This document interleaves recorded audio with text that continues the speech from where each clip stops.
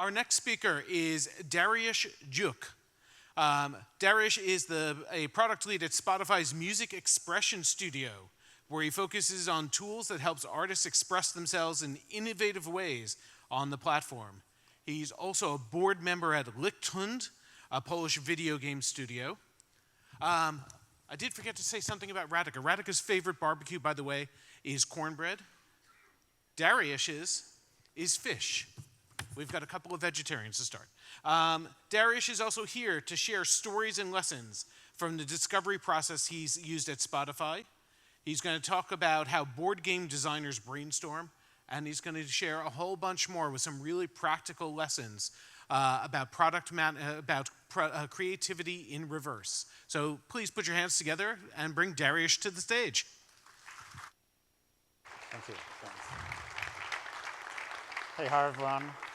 My name is Darius. I've been working at Spotify for more than 10 years now and doing a lot of different projects, leading product on a variety of different parts of the app, on the consumer side and now on the artist side as well. And I wanted to share a little case study with you, a project that we started working on a couple of years ago that over the years became my favorite, and I've learned just so much as a product manager from that project. So before coming here, I was reflecting a little bit about our discipline. What do we do as product managers? And we often talk about that product management is at the intersection of art and science. In fact, Marty Kagan has been asking the same question last week, asking the community, what is product management? Is it more of a science? Is it more art? I think it's a especially important question right now when we're just debating which part of our job is going to be taken over by large language models. So I did a quick kind of reflection, and I looked at all of the different sort of tools that I personally use over the last couple of years, and the teams that I've been working with, we're using together. And there's the right side here, which is the science side, and there's the left side, which is the artistic side. And what I've realized is that there's just so much more on the right side, and these methods on the right side are just much easier for me to sort of explain to other people, to my product peers, or to the product managers that I work with. If you give any assignment on the right side to your colleague, they're probably going to do it in a very similar way. It's a very easy to reproduce sort of set of methodologies. But the thing that is happening on the left side is not easy to reproduce, and it's not easy to explain. And I think because of that, we refer to it as art, because nobody really knows how to do it. So reflecting further upon what is the job of a product manager, it's actually very easy to explain using a chart. So our job as product managers is to reduce the uncertainty over time. So what is the uncertainty here? This is everything that we don't know about the product and our customers and the market and everything that's going to happen in the future and whether we're going to be successful or not. We are being given a vision statement, and our job is to make sure that we deliver a product that the market's going to love. So we have to do a set of activities that over time is going to reduce that uncertainty that we're not going to be successful. So starting from the left side, the most important things at the early stages of product development lifecycle is to figure out what is the right thing for us to build. And then as we move over time, we're moving towards, hey, what is the best possible way for us to build that thing? So we have figured out the thing, now we're going to figure out how to build it. So we're essentially moving from product discovery to product delivery. And in my experience, and in my opinion, most of the art part happens on the left, while most of the science part happens on the right. So to me, it's just always incredibly challenging and fun to explore sort of the early stages of the product development lifecycle. So we're going to be focusing on the left side in this talk specifically. All right, so what is the background? It's 2017. I work as a product manager at Spotify. I'm based in Stockholm, Sweden. We work on the consumer app. If you use Spotify on the mobile app and you don't like it, it's probably my fault.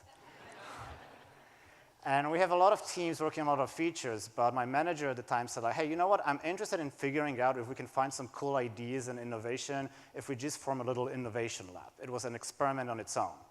I was the product lead at this specific initiative, and essentially the manager told me, you can do whatever.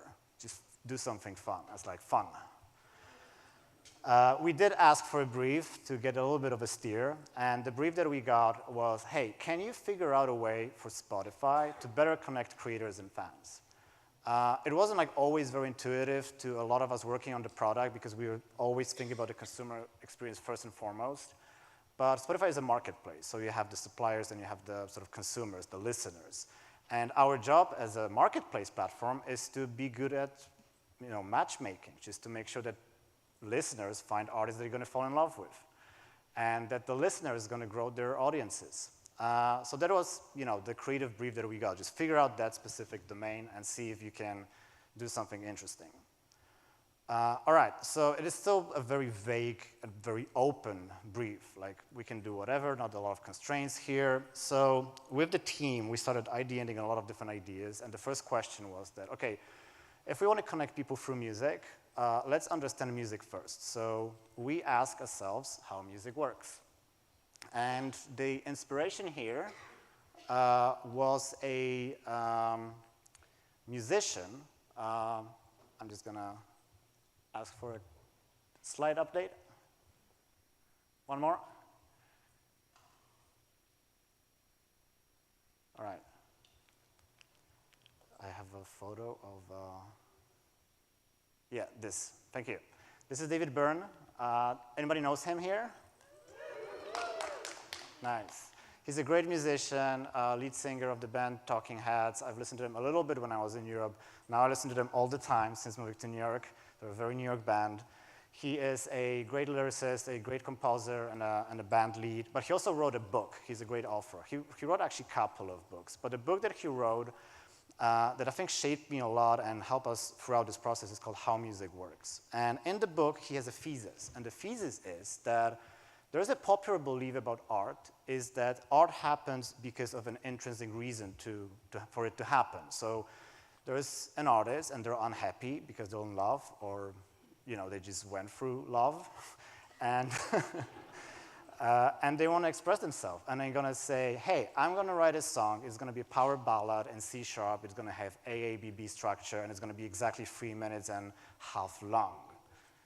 Well, that's not how music works, according to David Byrne. He says that the way music works is that it's coming from the sort of fact how it's performed. So as a musician, if you end up being on a stage, the architecture of the building that you're performing shapes what the song is and what's the genre of choice and how you're going to be sort of performing in front of an audience. So he says that how music works is determined not just by what it is in isolation, but in large part what surrounds it, where you heard it and when you hear it.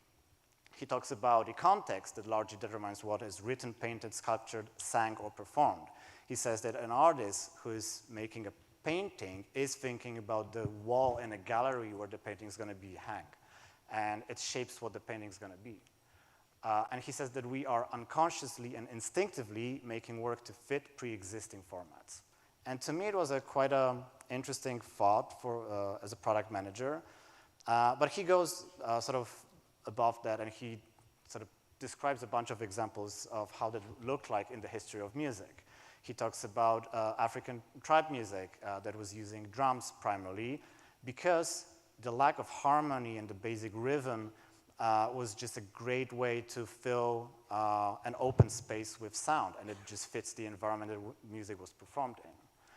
Cathedral music, when you think about it, you're going to hear organ, because organ is an instrument that happens to bounce back well on these sort of architectural walls of that structure. Today, we think about organ music as very associated with spirituality, but the reason we're using organs in churches is because of the architecture of the building. He talks about punk music and how you're playing the guitar chords in a certain way because it fits the basement. He talks about jazz musicians playing in smaller clubs, primarily originally for people to dance to. And then eventually, because the songs are fairly short, they run out of sheet music, but people want to dance for longer. So what they ended up with is that they figured out, hey, maybe we can improvise in between the different sort of official sections of the song.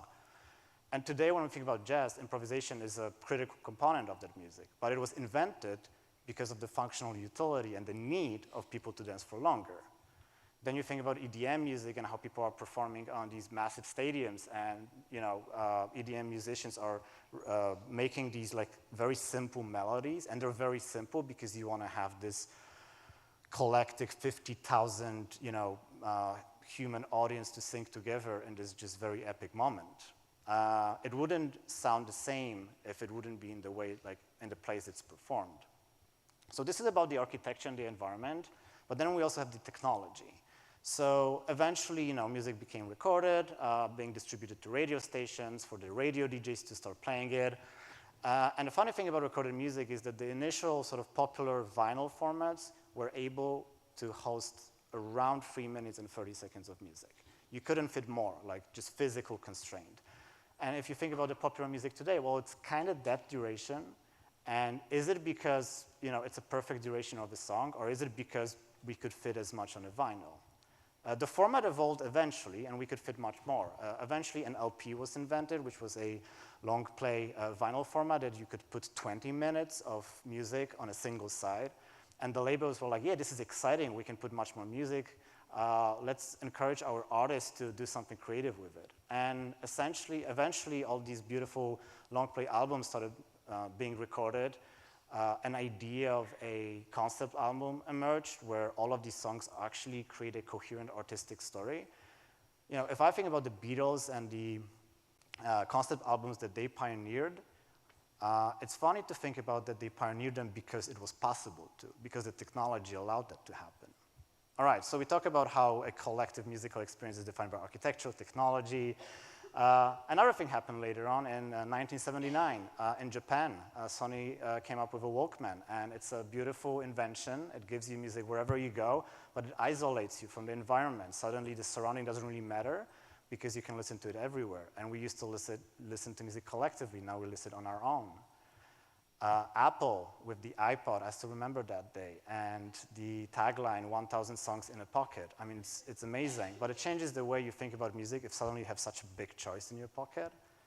Yeah, and the product that I worked on, Spotify, had something to contribute here as well, where suddenly, we changed the access model from having to think about upfront what I'm going to listen to having any song that you can think of just, at the disposal on a device that you carry with you all the time. So this is a quick history of recorded music and performed music to help us think about product management. But because we're thinking about, okay, what is going on right now when we're ideating on this specific problem space? So it is 2017, and we sat down and we listed down everything that we know about the context of the technology. This was like a deliberate exercise where we just like put sticky notes on the board. Hey, what's going on today? Where are we? What is the technology? And we realized that people listen to music primarily on the go, that the music is unbundled. So we used to listen to albums, but now we listen to playlists. There's much more music out there than ever before. We listen to music on small computers that we put in our pockets. The computers are always connected to the internet. Spotify is an app that you use in the background. You find something, you hit play, you lock your device, or you switch to an app that gives you something a little bit more visual. But at the same time, there was many more visual apps that started emerging, and people started getting used to just like looking at content in these like short video format as well. That was where we were. So we listed it all down, and we went back to the question that the thesis that David Byrne sort of claimed, that we unconsciously and instinctively make work to fit pre-existing formats. So we ask ourselves, what formats could be there if we just don't limit ourselves with the sort of constraints that come from the bygone era of the technology. All right, this is the first step in a process that I'm going to walk you through. But how can you apply this specific step? That doesn't lead to any ideas just yet. It's setting the stage. Well, think about your users. Think about your customers. It applies to any kind of a product, B2B, B2C. And you can work backwards from thinking about their environment, the technology they're using, their social context. And as you're going to be reflecting on this, you probably already start identifying certain parts of what they do that maybe you don't usually think about in a day-to-day. Write it down because we're going to get back to this specific part. All right, second part, we're going to talk about assumptions. We make a lot of assumptions, and a lot of them are assumptions that we don't even think about and we don't realize we're making assumptions. There's a talk that I found on the internet during that period of time as well. It's by a gentleman called Rob Daviau. He worked at a time at a company that makes board games, Hasbro, and he attended a conference for video and board game makers, and he talked about his creative practice. And I think this is a YouTube talk that I keep coming back to like all the time, and it's just like one of the things that influenced me the most as a product manager, and it's not really a product talk.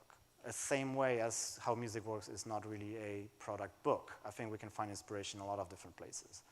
But he talks about an ideation technique that they use in Hasbro, which is a two-step ideation process. So you sit down with your team and you start writing down all of the assumptions that you can make about your product, about your users, about yourselves working on this product, anything that comes to mind. And you start with very simple and obvious assumptions, but you want to get creative, and you really want to go in depth. You want to create like 100, 200 different assumptions. And then if you have a list, and it's going to be a funny list at the end of it if you have to go to 200, you go for the top and you ask yourself, what if this assumption is not true, or what if we challenge this? In the talk that he gives, he has a very fun example of what they did, and it's very entertaining, but I'm going to just tell you a little bit about how we approach this problem. So we started with thinking about the context of how people consume music. So we talked a little bit about the app and how people, find a song on Spotify, find some content that they want to listen to, hit play. They see this little thing that you can see on the left-hand side here. We call it Now Playing view, and it shows information about the track. So we started reflecting about all of the assumptions that we're making about that specific user journey. So again, we're making assumptions about people listening to music on the go. Music is delivered to Spotify in albums. Albums contains tracks. Tracks gets programmed into playlists. Users can play any track from that album or a playlist, and users can see what they're playing. So these are a very basic set of assumptions. They're not like extremely challenging. But there's actually a product idea in it already. Sorry, I was trying to show this. Yeah. In these sort of basic assumptions, we already have a product idea, and it's the line item number 3, albums contain tracks. Like if you ask yourselves a question here, what if an album doesn't contain only track? I can come up with some good product concepts that are based on just breaking that specific assumption. All right, but then we started looking at the screen specifically, like at all of the pixels on the screen on the left side. And we started writing down the assumptions we're making, and our designers are making when they were designing it. And we recognized that the cover art, it's a JPEG file. The cover art is a square. The cover art doesn't animate. It's a static file, and it's going to be the same for all the tracks on the album. And the cover art is never going to change for as long as you're listening to this track. Seems pretty obvious, but we were interested in like why we're making these assumptions. Like, for example, why is it a square? If you look at the device size, it's not really a square. Does it have to be a square? Well, it's a square because we're going again through the history of recorded music, and it's a square because it's a very convenient container to put a vinyl inside and put it on your shelf. It was a very convenient container to put a CD in and put it on a shelf. And as the recorded music evolved and digital representation emerged of that music, we just took the square, we turned it into a JPEG, and we started delivering it to digital streaming services. But now our designers are working with the square, and we're not really thinking that much about why is it a square. But interestingly enough, we're thinking about not the existing Spotify users, we're thinking about the upcoming Spotify users, the Gen Z audience. Do we have any Gen Z audience here? Yes, I love Gen Z. So as we were researching Gen Z, who were very young at the time, now you're a little bit older, there was a funny insight in one of our research sessions is that a lot of Gen Z people have never been to a record store. To them, this metaphor doesn't even make sense. Like, it doesn't have to be like that. They are digital native, and they have been discovering music since they remember over the internet. So why are they looking at JPEGs, square JPEGs? We thought that this is a fun set of assumptions that we're making that we could challenge. So we chose the bottom part of that, and we're like, okay, let's start asking what if questions. What if it's not a JPEG? What if it's not a square? What if it can move, and so on? All right, that was the second part of the exercise, how to apply this. yeah, just do the exercise. Do it as many times as you can, and you will surprise yourself how many different fun kinds of assumptions that you're going to be finding. I just show you what we did with like 2 screens. The app has like, 60 different screens, and you can look at different contexts. You can think about the social aspects of the product, and you're going to identify a lot of crazy sort of assumptions that you're making. And as you're going to be writing down the list, you will automatically reflect on a lot of these assumptions, and you find yourself surprised that we're even like making them, and some innovation idea is going to start emerging. All right, so we have the context that we're focusing on. We've identified a bunch of assumptions that we would like to challenge, so we need to design a product now. So we wanted to look at the product through a lens of a constraint. So what is a constraint? Well, constraint is a limitation. Sometimes it's a limitation that comes from technology. Sometimes it's an arbitrary limitation. But it's a limitation that a lot of products have, and it makes people do things in a certain way. So when we're reflecting back on the constraints that the product had at the time, in this specific case, the cover art, we talked about them already. It's a JPEG square, doesn't move. If you're an artist and you want to publish a song, on the internet, you have to think about these constraints, and you have to make your work fit these constraints. So you're going to draw a little rectangle, a little square with an image in it. So we thought like, okay, let's change this format. Let's offer creators something different instead. So what we did is we started breaking these constraints, and we replaced them with some nuance. And the constraints that we look into are the following. So if we don't want it to be a JPEG, let's make it an MP4 file. An MP4 file is a video, so it moves. We don't want to stick to the square. We already talked about that it's arbitrary. People are listening to music on their smartphones, and they're mostly vertical. So let's make it vertical. The visual doesn't have to be the same for all of the tracks on the album. We can change it if they want to. And they can change it whenever, and they're going to directly upload it to Spotify. So that was our idea for the new format.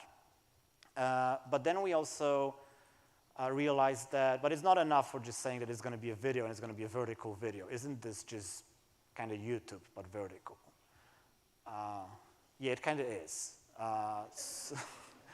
So we thought maybe that's not enough. Like if we're just breaking these constraints, it's not giving us all the answers just yet. So we had to come up with another constraint that is going to be a little bit more arbitrary. And that's what we realized, that some constraints are in fact arbitrary. What does it mean? It means that we can choose them kind of randomly. We can just say, you know what, this thing's going to happen. And that's going to be the constraint in our product. So we were reflecting about all of the different very famous consumer products that happen to have arbitrary constraint. Twitter used to have 128 characters. Not a lot of characters, but it led to a lot of great content on the internet. Instagram, a square image originally, with filters on top of it. Snapchat, they invented a lot of different kind of fun features that were also kind of arbitrary. They invented a story format, and the idea behind the story format was that you take a photo and it's going to disappear in 24 hours, and if you take many photos, people are going to consume them in chronological order. These are arbitrary decisions, but they came up with a completely new way of using a smartphone camera. So we thought like, okay, we don't want to make a different version of YouTube, so we probably need to choose an arbitrary constraint here. And next slide, please.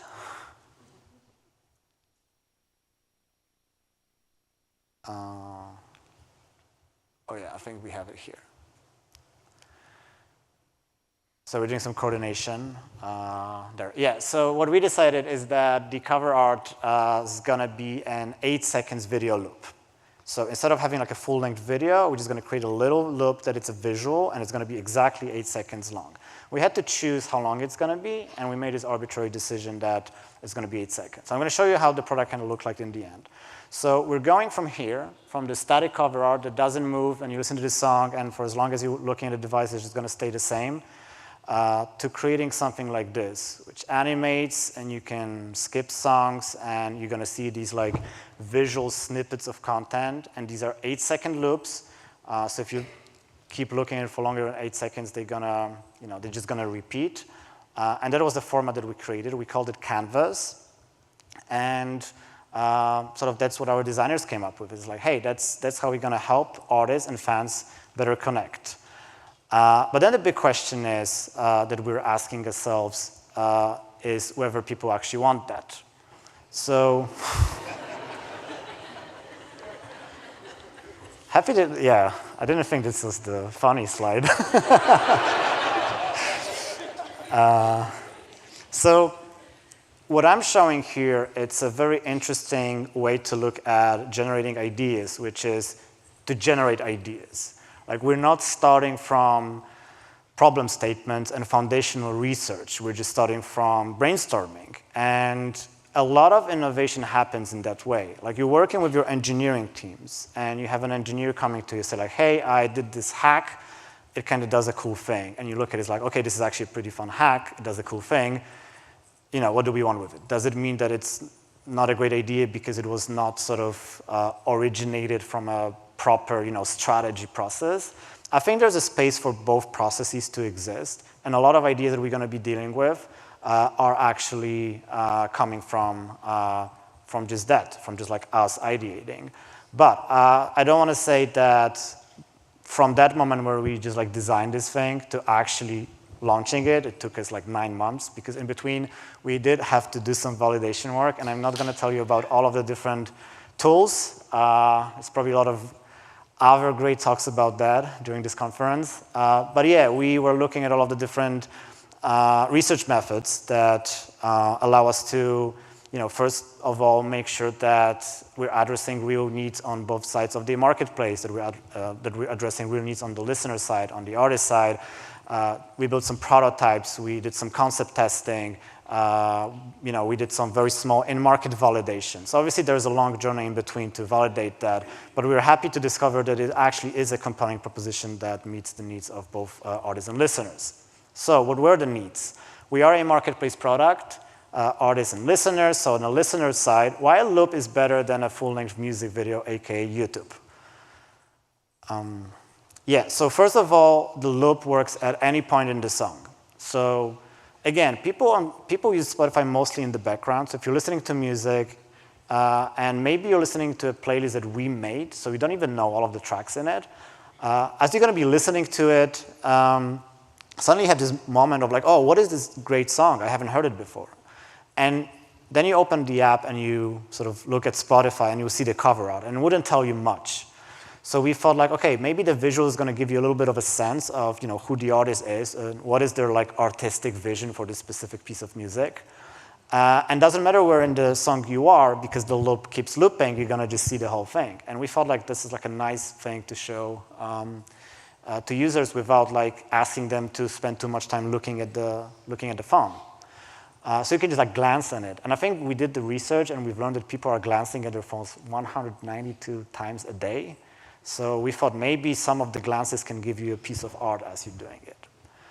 We went back to the Gen Z research. Attention span, apparently, among our Gen Z audiences is 7 seconds. I am a millennial. My attention span is 12 seconds.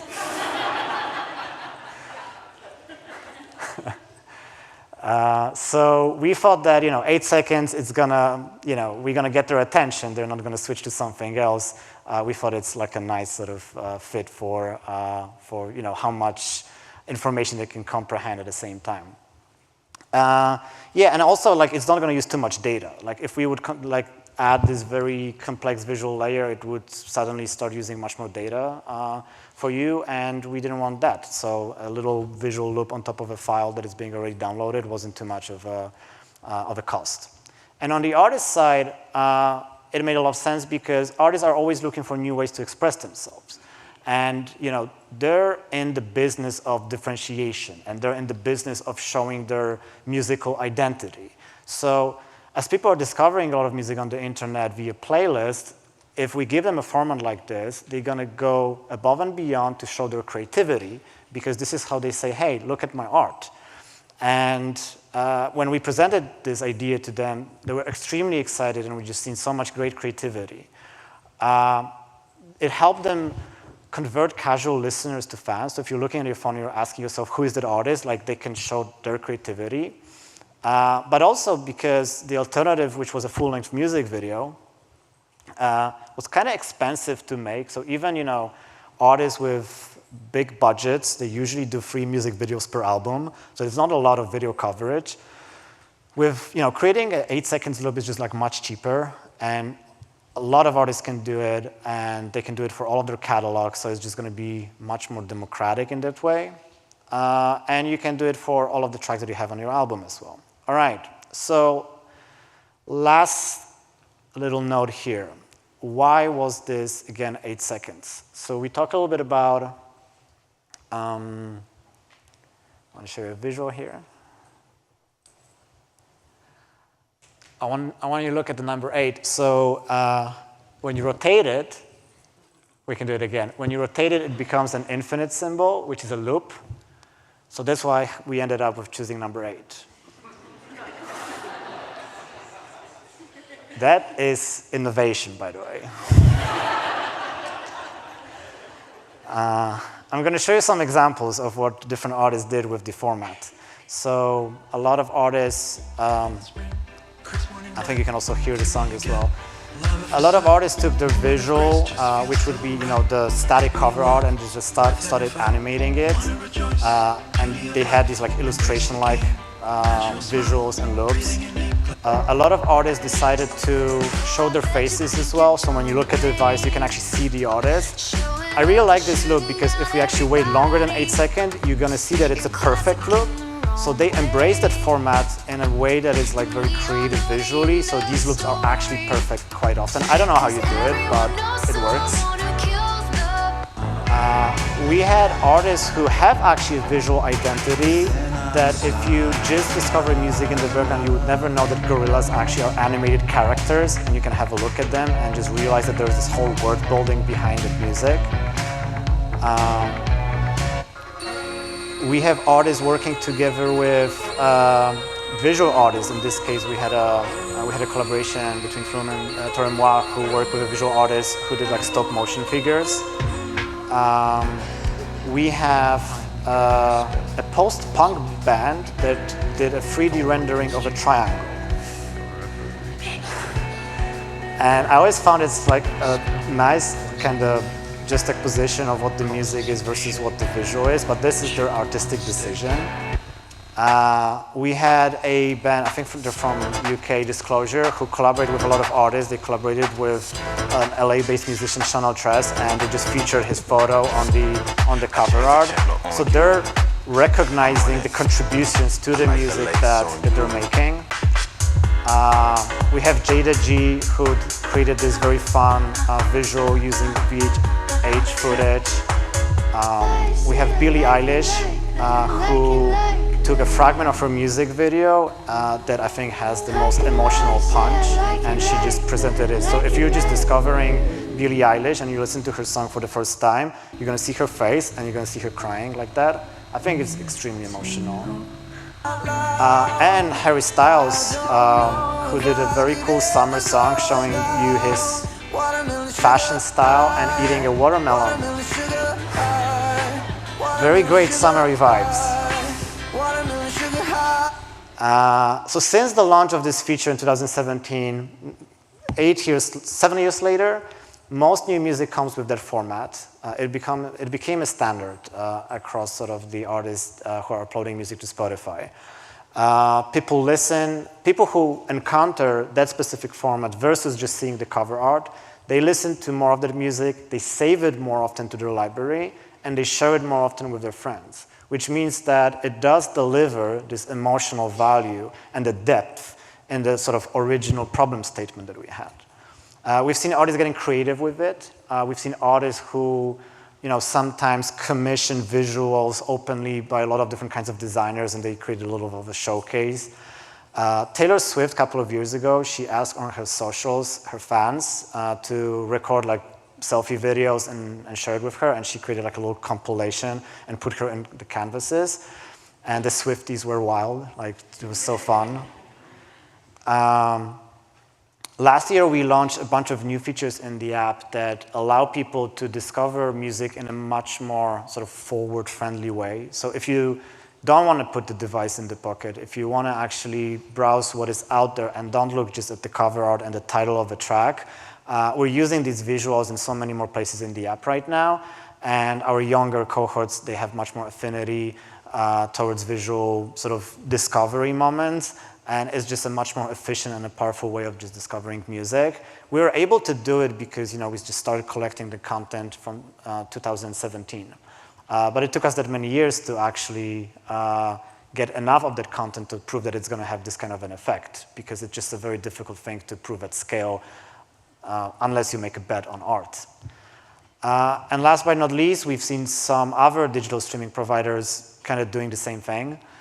And for me as a product manager, this is obviously a very proud moment, because if you think about the origin of this product, it was, hey, there is a standard, there's an industry standard that nobody's looking at it, and the standard is that it's a JPEG. And we think we should break that standard. We think we can work around it and just see if we can bring a little bit more art to the world. So we have done it. But many, many years later, like the visual expression that we've pioneered becomes the industry standard. So I think that's sort of the final validation that you can get from a marketplace product like this. And yeah, just to recap all of the steps here, it's a very simple, three-step process how to find innovative ideas. It's not the only process out there, and all of these processes are just like very, I don't know, intangible. Sometimes they work, sometimes they don't, but I don't think it's going to hurt you trying. But I can guarantee that some of these exercises will generate new ideas. And if you take these new ideas and you put them against your foundational research and your strategy and your vision and your jobs to be done and all the different, very scientific tools that you're using, you might find a great fit and you might find some new innovation opportunities. But to recap this, work backwards from the context. So, listen to David Byrne and his wisdom. List down as many assumptions as you can. What if them?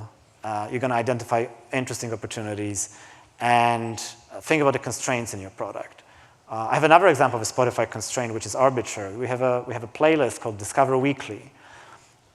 It was a very popular product and a big hit among our listeners, and it was essentially our first mainstream proposition that used our state-of-the-art music recommendation algorithm. And we can put it in any other format. We could create like an infinite feed for recommendations, or we can create like a completely new feature. But the team was like, nah, let's just make it a playlist, and it's going to update weekly. So these are also two constraints that they came up with, and it worked for them. So think about these constraints, and choosing something artificially can lead to fun propositions that resonate with your audiences, and they're also easy to explain. Yeah, and that is going to be it. If you want to learn more, there's another slide here. Yeah, you can read these resources, but I think we have some time for questions right now. Thank you.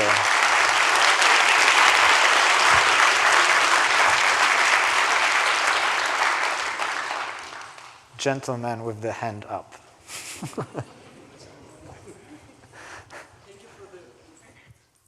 Thank you for this beautiful creative process. I have a question. Creative process should be targeted, should be always targeted to solve a particular problem. And my question is, why didn't you phrase the brief as a problem? You phrase it as like, let's find ways to connect artists. And I ask myself, like, why would I want to do that? Is somebody has a problem? Artist has a problem with connecting with listeners, or listener has a problem with connecting to the artist more? Yeah, so who's persona here, and why you're trying to solve this problem? Yeah, thank you. So obviously the brief was a simple articulation of the larger problem space that we were thinking about. So there was an acknowledgement of Spotify being a marketplace, and we actually at the time started investing in a lot of like marketplace tools as well. This is the site that I'm working on right now, so I work on creator tools. So there was the time where we started first investing in creating products for creators. So we just launched an app called Spotify for Artists, and we had this belief that if we allow artists to do more on the platform, that's going to lead to some overall good benefits for them, for the listeners, and for Spotify. So it was a typical kind of marketplace problem articulation. The brief that I presented was obviously a simplified pitch that we were given, But the investment in that specific area was already obviously funded in, I would say, C-level strategy. But you're right. I think a good brief and a sort of problem statement is going to lead to more meaningful innovation. Like, for example, when we started this project, we didn't have that much clarity about that space, and we were struggling. We were having fun, but we were struggling. So we went to our leadership, like, hey, you need to narrow it down a little bit for us. And they told us, okay, think about the marketplace then. Think about specifically that area. And, you know, a typical forum, I think for a lot of us, when we do this kind of innovation, is a design sprint, where we dedicate a week of time and we bring in a lot of people to start ideating. We typically start a design sprint with a fairly narrowly defined problem statement. But as much as it's valuable to have it narrowly defined, I also think we should be open you know, to ideas that might not fit necessarily the original sort of premise. But this specific exercise, what I liked about it, it helped us identify the direction where we could take the product, which maybe would not necessarily be given by, you know, by our business framework. And that's why I think it's a good add-on to the toolkit.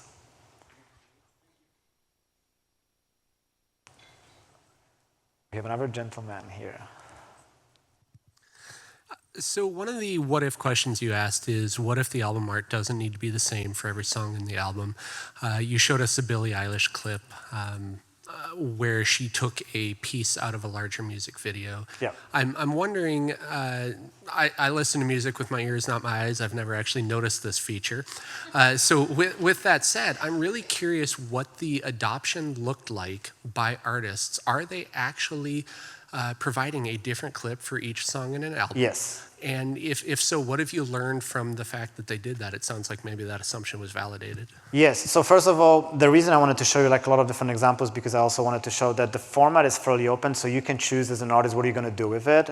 Billie Eilish took the footage of her music video, and that was sort of her creative direction for this specific piece of content, but we see a lot of artists choosing a different direction. There's a musician, Washed Out, I think their genre is chill wave. It's a very fun album, and it was one of the first artists who actually we were testing that feature with. And what he did is that he worked with 12 different visual designers working on different creating different visuals for each of the track. So he had like a very different artistic style. He had like motion design, he had video, he had something else for all the tracks in the album. And each of the visuals conveyed a different sort of emotion. That was his artistic decision. We see some of the artists using it to communicate fun things, for example. We see artists who are teasing their next album in a way that creatively still makes sense to put, you know, in their catalog.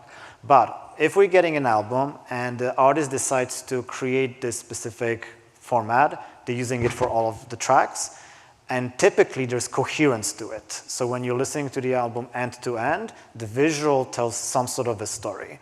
We never asked them to do it. We never told them, hey, here's what we think it's going to be good for. We told them, hey, you can create an 8-second visual for each of the tracks of your album. What are you going to do with it? And they came and they figured out it on their own. So I think it's a good example of the constrained, you know, driving some sort of a creativity that they figure out it's going to work for them. But yeah, we've seen a lot of different examples. But when we get that content, we typically get it for the whole album. And it's not only for new music. Artists are going through their back catalog, and they're like decorating it with the back catalog. A lot of the famous cover art we looked at, they now have a visual, sort of moving visual representation. So the teams behind sort of that catalog, they refreshed that visual. So they created like a reinterpretation of what it would look like, you know, in a modern era. There's a lot of fun sort of ways of just like approaching this, but the adoption is high. And I know I've asked Mike back, but accessibility for those with visual limitations, how are you addressing that, or how are the artists addressing it? So the question was about accessibility, and if there's like visually impaired users, do we address it? We do have a setting to disable it for a variety of different sort of reasons. We have visual impairment and maybe motion sickness risks. We have some users not wanting to spend that extra data on top of their data plans, and we have some users who just don't like it.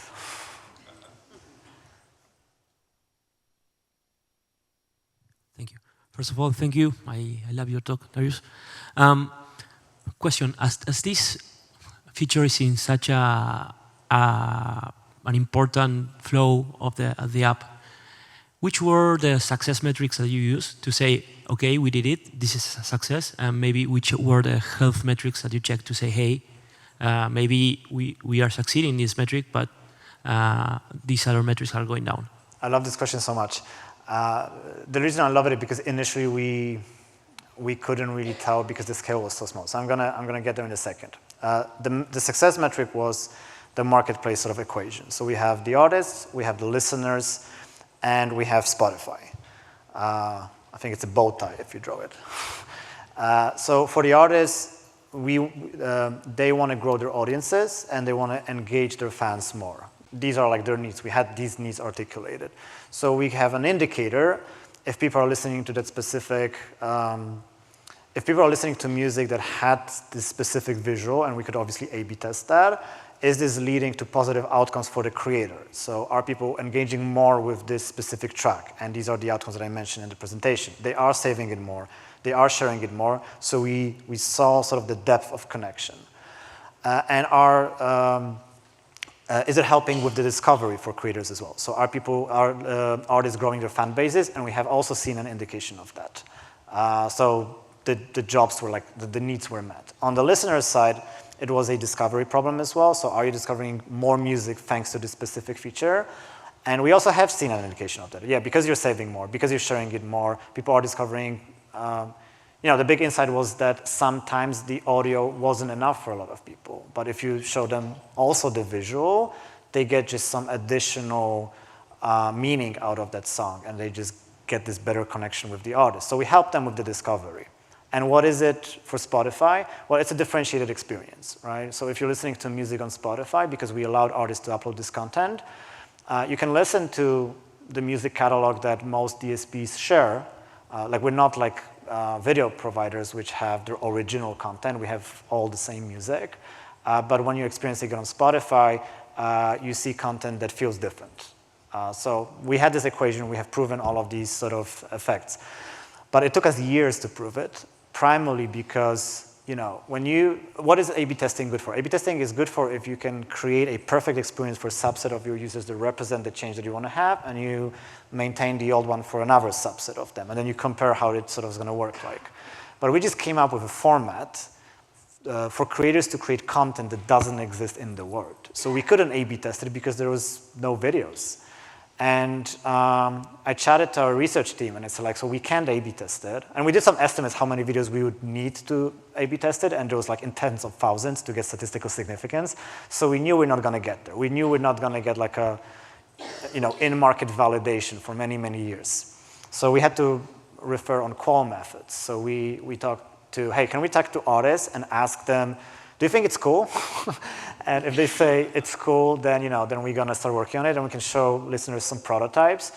And I got fantastic feedback from my researcher who said, if you take artists and show them the feature, or even if you you lock them in a lab and ask them to design something just to see if there's gonna be like an interesting outcome, they're not gonna do it. Because the stakes need to be real for them. Because this is about their livelihood, because it's about their artistic integrity and expression. What I think you should do is you should just launch it. And we're like, okay, cool. We'll launch it and see what happens. And that's what we did. We got everybody at the company understood sort of that nuance, and we launched this. And we always had a holdback.